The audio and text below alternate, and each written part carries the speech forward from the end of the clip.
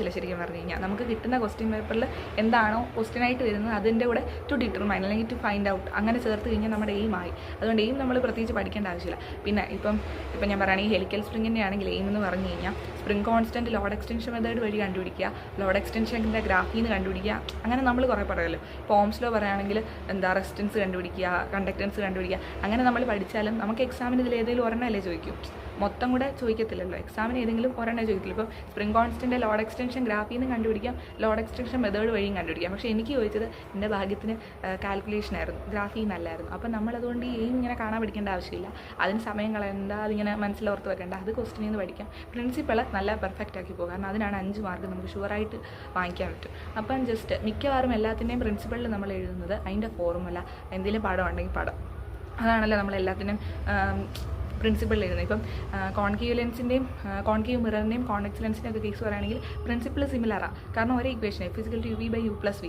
പിന്നെ ആ ഇക്വേഷൻ എന്താണോ പ്രിൻസിപ്പിളിൽ നമ്മൾ ചെയ്യുന്നത്, നമ്മൾ ഇക്വേഷൻ ഉണ്ടെങ്കിൽ അത് എഴുതും. ഇക്വേഷനിൽ ഓരോ ടേംസ് എന്താണെന്ന് എഴുതും. അത് വളരെ ഇമ്പോർട്ടൻ്റ്. ഓരോ ടേംസ് എഴുതും. എന്തെങ്കിലും പടം ഉണ്ടെങ്കിൽ പടം കൂടെ വരയ്ക്കും. അതോടെ പ്രിൻസിപ്പിൾ കഴിയും. അപ്പോൾ പ്രിൻസിപ്പിൾ വളരെ എളുപ്പം. പിന്നെ ഒബ്സർവേഷൻ ആൻഡ് കാൽക്കുലേഷനെ പറ്റി പറയുകയാണെങ്കിൽ ശരിക്കും നമ്മൾ പഠിക്കുന്ന ഇക്വേഷനിൽ എന്തൊക്കെ ടേംസ് ഉണ്ടോ അത് തരം തിരിച്ച് ബോക്സിലാക്കി എഴുതിയാൽ മതി. പിന്നെ ട്രയൽ നമ്പർ കൂടെ കൊടുക്കണം, അത്രേ ഉള്ളൂ. പിന്നെ അതിൻ്റെ അടിയിലെല്ലാം യൂണിറ്റ്സ് കൂടി ഇട്ടാൽ അതും കുറച്ചുകൂടെ നല്ല. അപ്പോൾ അത്രയുള്ള ഒബ്സർവേഷൻ. പിന്നെ കാൽക്കുലേഷൻ എന്താണ്, നമുക്ക് എന്താണ് കണ്ടുപിടിക്കേണ്ടത് അതാ ഇക്വേഷനിൽ തന്നെ എഴുതുക. ശരിക്കും ഇത് പഠിക്കേണ്ടത് ഒരു ബുദ്ധിമുട്ടായിട്ട് തോന്നില്ല. അപ്പോൾ നിങ്ങൾ അങ്ങനെ ചെയ്ത് നോക്കുകയും പഠിക്കേണ്ട ആവശ്യമില്ല. പ്രിൻസിപ്പൾ എല്ലാത്തിൻ്റെയും ജസ്റ്റ് നിങ്ങൾക്ക് ഇപ്പം ഒത്തിരി ഉണ്ട്, നിങ്ങൾക്ക് തന്നിരിക്കുന്ന നോട്ടിൽ ഒത്തിരി ഇലാബറേറ്റ് ആയിട്ടാണ് കിടക്കുന്നതെങ്കിൽ ഏറ്റവും മെയിൻ ആയിട്ടുള്ള പോയിന്റ് എടുത്തെഴുതുക.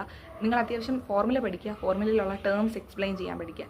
UV/U+V ആണെങ്കിൽ U എന്താണ്, V എന്താണ്, അങ്ങനെ അത് പഠിക്കുക. പിന്നെന്താ ഫിഗർ ഉണ്ടെങ്കിൽ അത് വൃത്തിക്കൊന്ന് വരച്ച് പഠിക്കുക. അത്യാവശ്യം നിങ്ങളെ കൊണ്ട് പറ്റുന്ന രീതിയിൽ ഫിഗറും കൃത്യമായിട്ട് വരച്ച് മാർക്ക് ചെയ്യാനുള്ളത് അതുകൂടെ പഠിച്ച് വെച്ചാൽ പ്രിൻസിപ്പിൾ നമുക്ക് സുഖമായിട്ട് മാർക്ക് കിട്ടും. പിന്നെ ഒബ്സർവേഷൻ ഞാൻ ഈ പറഞ്ഞ പോലെ ഒബ്സർവേഷൻ ആൻഡ് കാൽക്കുലേഷനിൽ ആ ടേംസ് സെപ്പറേറ്റ് ചെയ്ത് എഴുതി കഴിഞ്ഞ് കഴിഞ്ഞാൽ അതും വളരെ സിമ്പിളാണ്. അപ്പോൾ അത്രയേ ഉള്ളൂ എഴുതുന്ന കാര്യം. പിന്നെ ചെയ്യുന്ന കാര്യം മാക്സിമം നമ്മളെ കൊണ്ട് ശരിക്കും ചെയ്യിപ്പിക്കുമ്പോൾ വൃത്തിക്ക് ചെയ്യുക. പിന്നെ നിങ്ങൾക്ക് അഥവാ എല്ലാവരും അവസാന നിമിഷം യൂട്യൂബ് നോക്കിയിട്ടായിരിക്കുമല്ലോ ചെയ്യുന്നത്.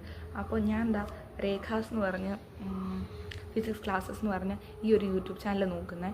എനിക്കിതാ കൂടുതൽ യൂസ്ഫുള്ളായിട്ട് തോന്നിയത്. ആ മിസ്സ് കുറച്ചുകൂടെ ഡീറ്റെയിൽ ആയിട്ട് പഠിപ്പിക്കുമ്പോഴായാലും വൈവാക്കി വരുന്ന ക്വസ്റ്റ്യൻസ് അതൊക്കെ പറഞ്ഞിട്ടുള്ള ഒരു വീഡിയോ. അത്യാവശ്യം എല്ലാം ചെയ്തിട്ടുണ്ട്. ഏതോ 2-3 ഉള്ളൂ ചെയ്യാത്തത്.